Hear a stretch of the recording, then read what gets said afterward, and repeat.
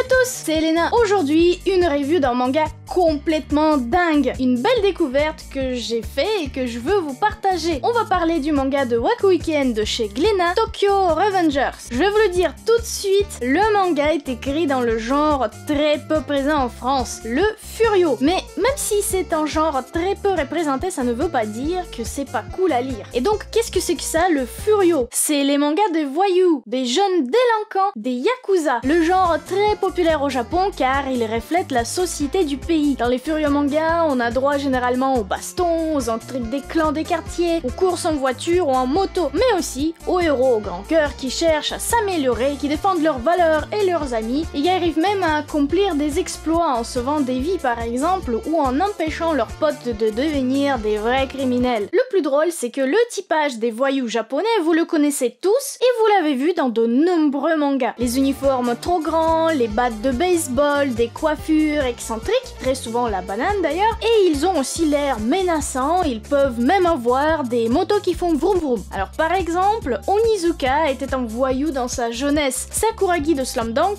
en était un aussi. Tokyo Revengers se concentre vraiment sur les voyous par contre. C'est un manga publié au Japon depuis 2017 et il compte actuellement 14 tomes dans sa version originale. En France, on a eu droit à seulement 4 tomes pour le moment, mais ils sont absolument sublimes. L'auteur du manga, Waku Weekend, s'est déjà créé un nom dans le Furio manga grâce à sa précédente série, notamment Shinjuku Swan, sortie entre 2005 et 2013, terminé en 38 tomes et adapté en 2 live-action sortis au Japon en 2015 et 2017. Autant vous dire qu'on peut lui faire confiance pour la qualité de son nouveau manga, qui est l'objet de cette vidéo. Dans ce shonen, le Furio se mélange au voyage dans le temps. Oui, et ne vous inquiétez pas, car ça se marie super bien. Takemichi Hanagaki a 26 ans et il est un ancien voyou. Sa vie actuelle n'est pas du tout à jalouser, il a un petit boulot nul, personne ne le respecte et de toute manière il est nul dans tout ce qu'il fait. Au moins, il a le mérite de se rendre compte qu'il a merdé quelque part. Un jour, il apprend que son ancien bande cause des perturbations dans la ville de Tokyo, avec des règlements de compte partout entre les membres. Ils ont même fait des victimes, les frères et sœurs Tachibana. Et c'est le choc pour Takemichi, car en fait, Hinata Tachibana, une des victimes, est la seule fille avec qui il est sorti de sa vie, et c'était au collège. En plus, il est toujours amoureux d'elle. On sait pas comment, mais il tombe sous les rails d'un train et il se retrouve 12 ans en arrière quand il était en 4ème et qu'il avait 14 ans. Jusque-là, tout est assez ordinaire. Un mec qui a gâché sa vie, qui se retrouve dans son passé avec peut-être une chance de tout changer. Mais il faut pas oublier que c'est un manga de Furio. On va donc avoir des voyous. Beaucoup de voyous. Takemichi se retrouve le jour précis où avec sa bande des potes, ils ont décidé de se faire la place parmi les bandes du quartier et sont partis se frotter contre les mecs de l'école voisine. Mais c'était une grosse erreur. Ils se sont fait défoncer par les lycéens qui sont venus à la place des collégiens et pire même, Takemichi s'est souvenu que après ça, sa vie est devenue une horreur car avec ses potes, ils sont devenus les larbins de Tokyo Manjikai, cette même bande qui sera responsable de la mort de Hinata Tachibana 12 ans plus tard. Son seul souhait est devenu donc de la sauver, mais il savait pas comment faire. Je vous rappelle, il est nul dans tout ce qu'il entreprend. Il arrive quand même à changer légèrement l'avenir et réunir dans le présent. Donc après avoir fait un tour dans le passé, Takemichi, le héros du manga, revient dans le présent. Naoto Tachibana,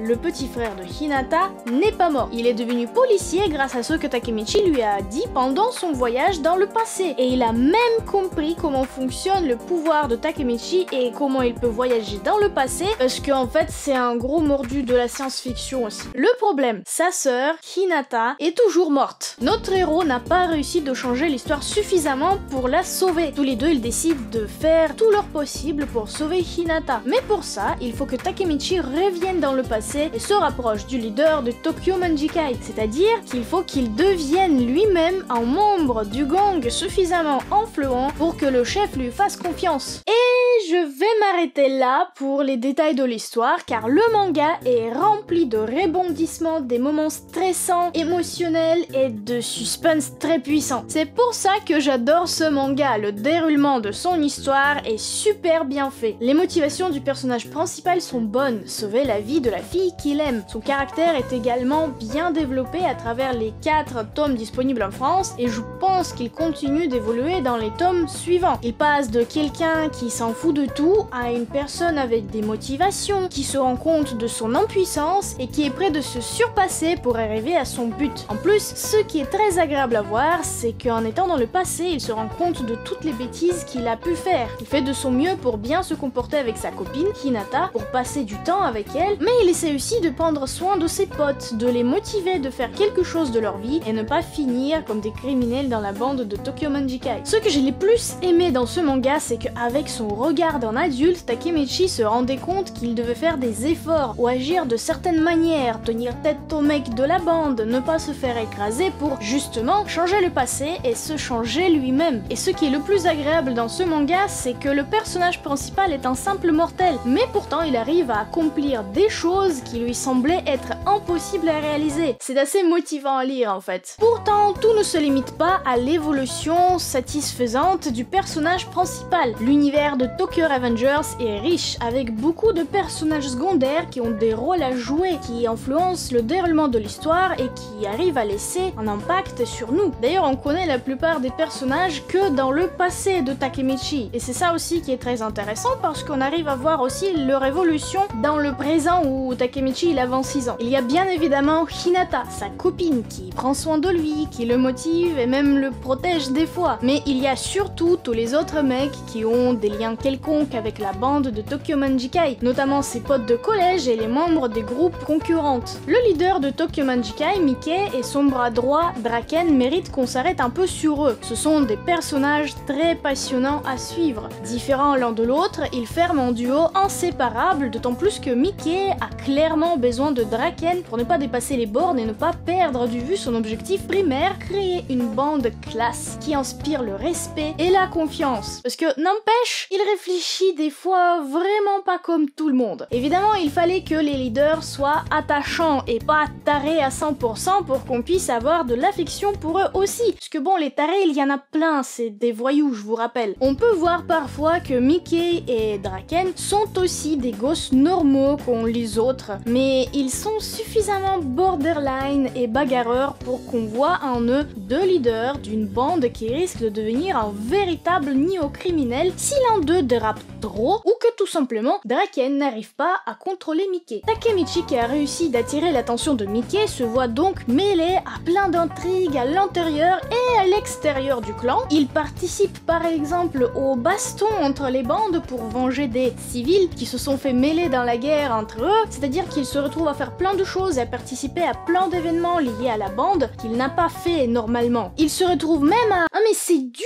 de parler de ce manga-là sans vous spoiler des événements. Bon, en gros, lisez-le, hein. C'est vraiment ouf. C'est digne du Parrain ou genre des films de mafia italienne. Le pire, c'est quand Takemichi revient dans le présent après chaque saut et qu'il voit le résultat de ses actions. Il y a un truc qui change à chaque fois, mais pas forcément pour du bon. Ou même des fois, les changements ne sont que cosmétiques et le fond reste toujours le même. La mort de Hinata Tachibana était la première sur la liste. Plus il voyage dans le temps, plus des personnes il devra sauver. Il sera obligé de faire des choix, de mettre sa propre vie en danger, faire des sacrifices. Tout ça en jonglant avec des valeurs, avec le sens de justice, avec ses priorités à lui et celles des personnes qui lui sont chères, voire même avec les intérêts de Tokyo Manjikai. Bon, en vrai, si je n'avais pas plein d'autres mangas à lire jusqu'à la sortie du prochain tome de Tokyo Revengers, je pense que je serais dans le mal. Mais là, ça va, je pourrais m'occuper en attendant la suite. Ce qui est par contre très bien, c'est que les 4 tomes disponibles en France à la sortie de cette vidéo se terminent sur un suspense monstre, certes, mais